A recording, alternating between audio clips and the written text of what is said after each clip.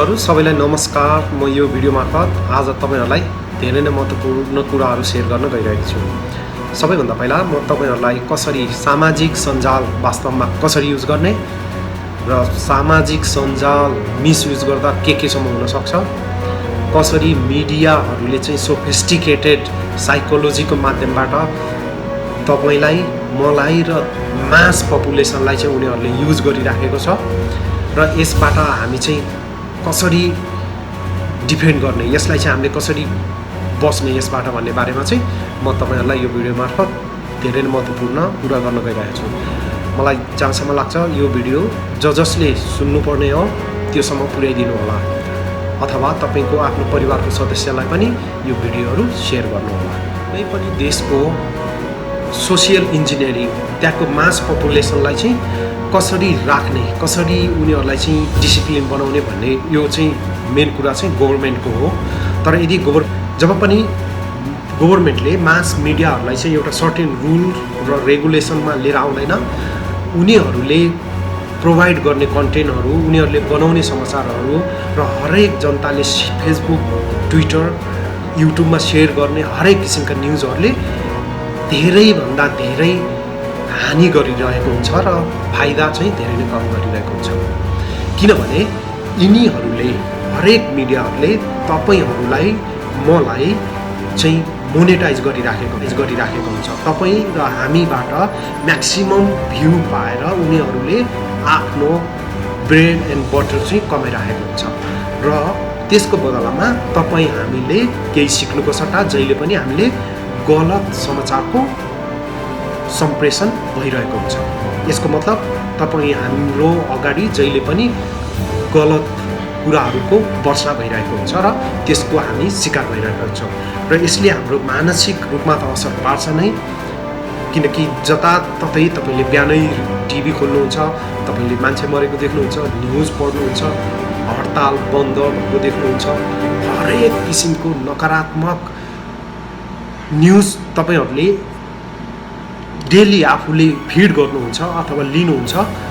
Definitely हाम्रो मनोबल चाहिँ त्यति राम्रो हुँदैन र यसलाई चाहिँ सोशल इन्जिनियरिङ भनिन्छ। मानिसहरुलाई चाहिँ कस्तो किसिमको कन्टेन्ट फिड गराउँदा मानिसहरु चाहिँ कुन किसिमको हुन्छ त्यो चाहिँ सोशल इन्जिनियरिङको एउटा पाटोमा पर्छ र यसको बारेमा सायद हाम्रो गभर्नमेन्टले त्यति प्रोएक्टिभली कुनै पनि काम गरे जस्तो मलाई लाग्दैन। र म यो भिडियो मार्फत तपाईहरुलाई कसरी मिडियाले चाहिँ गलत कन्टेन्ट दिएर हामीलाई चाहिँ रिसोर्स अथवा मोनेटाइज गरिरहेको हुन्छ भन्ने बारेमा म तपाईहरुलाई बताउन गइरहेको छु। म तपाईहरुलाई के भन्छु भने उनीहरुले चाहिँ स्ट्रिङहरु युज गरिराखेको हुन्छ। मिडियाहरु हैन, सबै सामाजिक सञ्जाल अथवा युट्युबहरु सबैले यिनीहरुले चाहिँ एउटा स्ट्रिङ भनेर भन्छ नि, त्यो कठपुतली जस्तो। त्यो चाहिँ कुन औँला चलाउँदा कुन समुदायहरुलाई चाहिँ आघात पुग्छ अथवा कुन समुदाय चाहिँ बढी उत्तेजित हुन्छ र कुन कन्टेन्ट लेख्दा कुन समाजमा रहेको कुन विद्यार्थी वर्ग, यङ जेनेरेसन, ओल्ड जेनेरेसनहरु कसलाई चाहिँ उनीहरुले टार्गेट गरिराखेको हुन्छ, त्यही अनुसारले चाहिँ उनीहरुले कन्टेन्ट बनाउने गर्छ।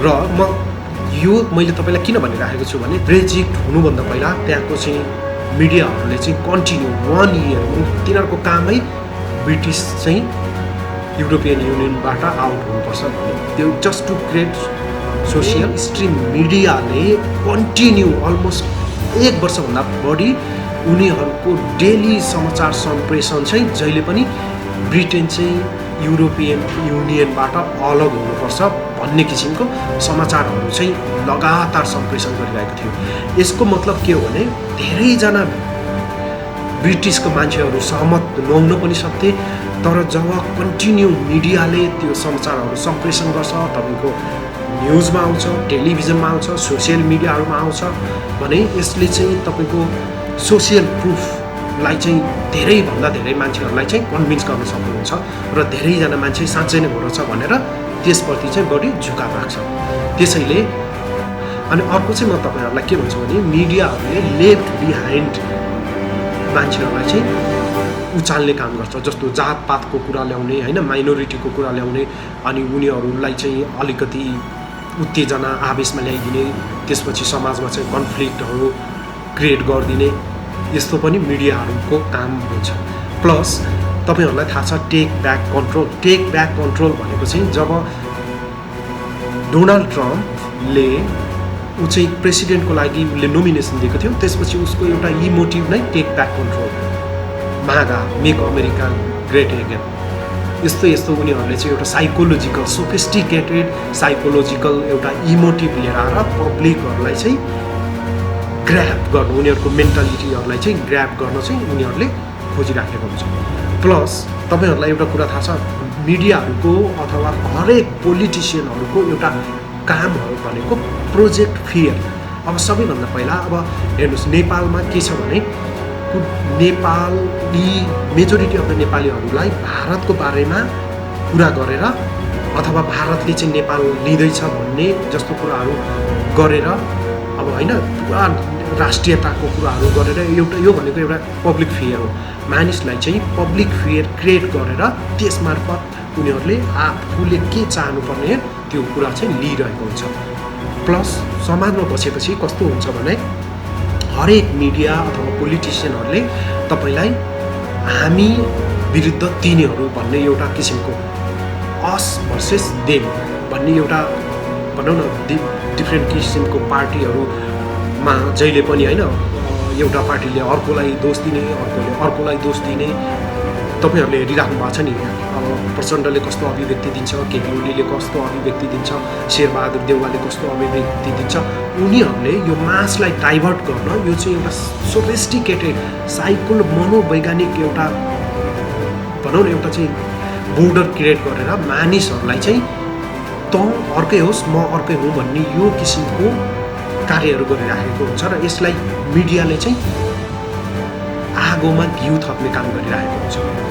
एन्ड अल्सो अर्को कुरा के हुन्छ भने अब हुक्स, अब कुन कुराहरू गर्दा चाहिँ पब्लिक मेजोरिटी अफ द धेरैभन्दा धेरै जनताहरूलाई चाहिँ माछालाई चाहिँ तपाईँले कसरी के लिएर जाँदा चाहिँ माछा चाहिँ तपाईँको जालमा पर्छ नि, त्यस्तै गरी यिनीहरूले एउटा हुक खोजिरहेको हुन्छ। जस्तै चुच्चे नक्सा अल्सो यो चाहिँ पब्लिक हुक होइन, मानिसहरूलाई चाहिँ तपाईँ हामीलाई चाहिँ हुक गर्न खोजेको भनेको हाम्रो सिम्पाथी लिनलाई यो खोजिरहेको हो यिनीहरूले।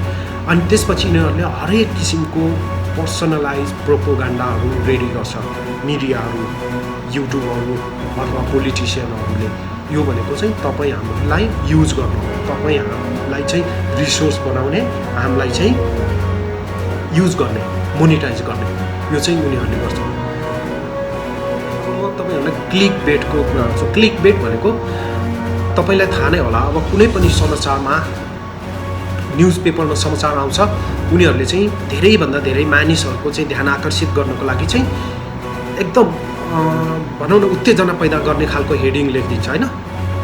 आज चाहिँ केपी शर्माले यो भन्यो, आज चाहिँ प्रचण्डले यो भन्यो, अथवा टिभीमा चाहिँ ब्रेकिङ न्युज आउँदाखेरि उनीहरूले क्लिक बेट टाइपको चाहिँ एउटा एडभर्टाइजिङ दिएर धेरैभन्दा धेरै मान्छेहरूले कसरी चाहिँ उनीहरूको कन्टेन्ट हेर्छ, पत्रिका बिक्छ भनेर क्लिक बेट टाइटलहरू राखिदिन्छ। तपाईहरुले यो धेरै नै नोटिस गर्नुभएको छ होला होइन। कतिपय ठाउँमा क्लिक बेट भनेको चाहिँ जस्तो तपाईले यो तरिकाले चाहिँ काम गर्नुस् र यति पैसा चाहिँ फिर्ता लिएर जानुस्, अथवा घरमै बसी 10,000 कमाउनुस्, घरमा बसी 20,000 कमाउनुस्। यस्तो हरेक यो एडभर्टाइजहरू होइन, मिडियाको हेडलाइनहरू, न्युज पेपरमा आएको हेडलाइनहरू, अनि युट्युबमा तपाईँले हेडलाइन हेर्नुभयो भने कस्तो क्लिक बेट भनेको तपाईँले चाहिँ त्यो हेडिङ हेर्ने बित्तिकै तपाईँलाई चाहिँ त्यो भिडियो नहेरी सक्नु नै हुन्न। तपाईँ त्यो फेसबुकमा आएको त्यो हेडलाइन छ भने तपाईँलाई अटोमेटिक तपाईँलाई चाहिँ त्यो क्लिक गर्ने बित्तिकै तपाईँले हेर्नुहोस् भनेर उनीहरूले त्यस्तो किसिमको हेडलाइन राखेर चाहिँ तपाईँहरूलाई अल्सो भनौँ न तपाईँहरूलाई चाहिँ रिसोर्स बनाइरहेको हुन्छ, मोनिटाइज गरिरहेको हुन्छ। यो कुरामा चाहिँ हामी धेरै नै सजग हुनुपर्छ। र अर्को भन्छ डिप फेक भनेको तपाईँहरू धेरैलाई थाहा छ, यो अहिले सोसियल मिडियाहरूमा यति प्रचलित भएको छ कि अब कुनै पनि एउटा सेलिब्रेटीको चाहिँ एउटा भनौँ न ब्लू फिल्म बनाइदिने, अनि त्यसपछि हेड चाहिँ निकालेर अर्को सेलिब्रेटीकोहरू राखिदिने। प्लस यो फेसबुकमा तपाईँहरूले देख्नुहुन्छ नि, अब कहिलेकाहीँ त्यो प्रेसिडेन्टको को टाउको अर्कैको राखिदिने, प्राइम मिनिस्टरको अर्कैको राखिदिने हैन, उनीहरूले यस्तो कामहरू गरिरहेको हुन्छ र यसले समाजलाई एउटा सभ्य समाज बनाउनुको सट्टा जहिले पनि समाजमा चाहिँ धेरैभन्दा धेरै चाहिँ कन्फ्लिक्ट भेदभावहरू क्रिएट गर्ने, समाजलाई चाहिँ बिथुल्ने यस्तो किसिमको कामहरू चाहिँ जहिले पनि मिडियाहरूले गरिरहेको हुन्छ। र म तपाईहरुलाई के भन्न चाहन्छु भने यो भिडियोहरू जसले हेरिराख्नु भएको छ, अरू कुनै पनि मानिसले कसरी सोसियल मिडियाहरू युज गर्छ, कसरी टेलिभिजनहरू हेर्छ अथवा कसरी युट्युबमा कुन भिडियो हेर्छ भन्ने कुरा त्यो हामीले सम्झिराख्नु जरुरी छैन। तर हामीहरूले कसरी हरेक मिडियाहरूले चाहिँ हामीलाई चाहिँ म्यानिपुलेसन गरिरहेको छ। मिडिया भन्नको मतलब फेरि मैले हजुरहरूलाई भनिहालेँ, यसलाई चाहिँ म फेसबुक भन्छु हैन, सोसियल मिडिया, त्यसपछि ट्विटर, युट्युब, भाइबर, वाटेभर, त्यसपछि टेलिभिजन, यो सबै मिडियाहरूले सबैले हामीहरूलाई कन्ज्युमर बनाउनलाई चाहिँ उनीहरूले जहिले पनि मैले भने अनुसार डर पैदा गर्ने, तिमी र मको भेदभाव देखाइदिने, त्यसपछि हुक एउटा भनौँ न राष्ट्रियताको हुक अथवा सानो सानो हुक ल्याएर म्यानिपुलेसन गर्ने, त्यसपछि कुनै पनि एउटा स्मल कुरालाई चाहिँ पर्सनलाइज प्रोपोगन्डा बनाएर धेरैभन्दा धेरै मानिसहरूसँग पुर्याइदिने। मैले अघि नै हजुरहरूलाई भनिहालेँ सोसियल प्रुफ भनेको जो चाहिँ युके चाहिँ ब्रेक्जिटबाट अलग हुँदा कसरी मिडियाहरूले चाहिँ कुन रोल खेलेको थियो भन्ने बारेमा मैले तपाईँहरूलाई भनिहालेँ। त्यस्तै क्लिक बेट भनेको कसरी उनीहरूले आफ्नो हेडलाइन राखेर तपाईँहरूलाई त्यो क्लिक गराउँछन्, तपाईँहरूले चाहिँ त्यो कन्टेन्ट हेर्नै पर्ने गराउँछन्, त्यो कुरा मैले तपाईँहरूलाई भनिहालेँ। अनि त्यसपछि डिप फेकको बारेमा मैले कुरा गरिहालेँ। डिप फेक भनेको जस्तो कि ब्लू फिल्महरू सेयर गर्ने हैन, सेक्स भिडियोहरू सेयर गर्ने, एकजनाको पिक्चर राखिदिने, अर्कोको हेड कट गरेर अर्कोको राखिदिने, मानिसहरूलाई तल देखाउने, यो सबै मिडिया म्यानिपुलेसनबाट चाहिँ हामीले बस्नुपर्छ। तपाईँहरूलाई सोसियल मिडिया चाहिँ कसरी युज गर्ने अथवा सोसियल मिडियाहरूले चाहिँ हामीहरूलाई कसरी म्यानिपुलेसन गरिरहेको छ भन्ने बारेमा चाहिँ धेरै कुराहरू चाहिँ थाहा पाउन मद्दत गरिरहेको छ। र म अझ तपाईँहरूलाई एक दुईवटा धेरै नै महत्त्वपूर्ण कुरा गर्न गइरहेको छु। सबैभन्दा पहिला तपाईँहरूले कस्तो मानिसलाई चाहिँ देशभक्त भन्नुहुन्छ। अब नेपालमा तपाईँहरूलाई थाहा छ है, अलिकति केही गर्ने बित्तिकै डलरवादी भन्ने हैन, त्यसपछि यो चाहिँ देशभक्त हो, यो होइन, मानिसहरूलाई चाहिँ कित्ता काट गर्ने, यहाँबाट उहाँ छुट्याउने, सोसियली रूपमा हैन, सामाजिक रूपमा भेदभाव पैदा गर्ने, यो चाहिँ धेरै नै पुरानो भइसक्यो। अझ अब चुनावहरू नजिकिँदैछ। अब यसमा चाहिँ इनकेस चुनाव हुने भयो भने तपाईँहरूले कतिसम्म देख्नुहुन्छ, कतिसम्म न्युज पेपरको हेडलाइनहरू हेर्नुहुन्छ, टेलिभिजनको न्युजहरू हेर्नुहुन्छ र तपाईँहरूले हरेक न्युजहरू तपाईँले फेसबुकमा पढ्नुहुन्छ हैन, अथवा हरेक न्युजहरू तपाईँले टेलिभिजनमा हेर्नुहुन्छ, तपाईँहरूले त्यत्तिकै यसलाई फलो गर्नुहुन्छ। तपाईँहरूले यसको वास्तविकता के हो भनेर जहिले पनि थाहा नभइकन कहिले पनि सेयर नगरिदिनु होला। प्लस हरेक मिमहरू, हरेक त्यो भनौँ न मानिसहरूको चाहिँ मानिसहरूको एटेन्सन ग्र्याब गर्ने हैन, मानिसहरूलाई चाहिँ इमोसन क्रिएट गर्ने खालको कन्टेन्टहरू चाहिँ हजुरहरूले सकेसम्म कुन अभिप्रायले उनीहरूले युज गरेको छ अथवा त्यो चाहिँ सर्कुलेसन गरेको छ भन्ने कुराहरू चाहिँ तपाईँहरूले त्यो कुरा पनि बुझिदिनु होला। किनभने यस्तो कुराहरूले समाजलाई चाहिँ एउटा समृद्ध, एउटा उन्नत, एउटा प्रोग्रेसिभ सोसाइटी क्रिएट गर्नुको सट्टा एकले अर्कालाई हेप्ने हैन, एकदम वाद विवाद ल्याउने, काटमार गर्ने, एक भनौँ न एउटा एकदम विकराल रूपमा चाहिँ पैदा गरिरहेको हुन्छ। र हामी कस्तो समाज निर्माण गर्ने, कस्तो किसिमको सोसियल इन्जिनियरिङ चाहिँ हुनुपर्छ र त्यसले कस्तो किसिमको देश चाहिँ हुन्छ भन्ने कुरा चाहिँ त्यसले धेरै नै महत्त्वपूर्ण भूमिका खेलिरहेको हुन्छ। त्यसैले आजदेखि यो भिडियो यदि तपाईँले बुझ्नुभयो भने म तपाईँहरूलाई सोसियल मिडिया कसरी युज गर्ने भन्ने कुरा बारेमा एउटा थिङ्क भनेर भन्छ है, THINK थिङ्क भन्छ हैन। कुनै पनि कुराहरू तपाईँले सोसियल मिडियामा पोस्ट गर्दाखेरि T मिन्स ट्रुथ। यदि तपाईँले सेयर गर्न लागेको, पोस्ट गर्न लागेको कुरा चाहिँ सत्य हो, यदि सत्य हो भने पोस्ट गर्न सक्नुहुन्छ। यस, जब पनि कुनै कुरा पनि तपाईँले चाहिँ पोस्ट गर्दै हुनुहुन्छ र अनेस्ट छ, यो कुरा चाहिँ एकदम अनेस्ट छ, इमान्दार छ, त्यो कुरा पनि पोस्ट गर्न सक्नुहुन्छ। आई भनेको इन्स्पायरिङ, जुन कुरा चाहिँ तपाईँले सोसियल मिडियामा सेयर गर्नुहुन्छ, पोस्ट गर्नुहुन्छ, यसले चाहिँ इन्स्पायर गर्छ, मान्छेले राम्रो काम गर्न प्रोत्साहन गर्छ। यदि गर्दैन भने गर्दैन गर्नुहोस्, यदि इन्स्पायर गर्छ भने गर्नुहोस्।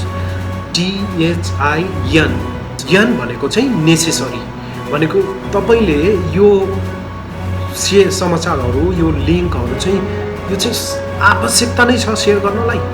जस्तै कुनै पनि ठाउँमा अब कसैले ब्लड मागिराखेको छ अथवा हरेक कुराहरू, यदि यस्तो हो भने तपाईँले सेयर गर्न सक्नुहुन्छ, किनभने यसले अरूको ज्यान बाँच्ने सम्भावना हुन्छ। तर त्यो कुनै पनि लिङ्कमा मान्छेलाई तल देखाउने, होच्याउने, यहाँ गर्ने त्यहाँ गर्ने यस्तो छ भने तपाईँहरूले सकेसम्म सेयर नै नगरिदिनु होला।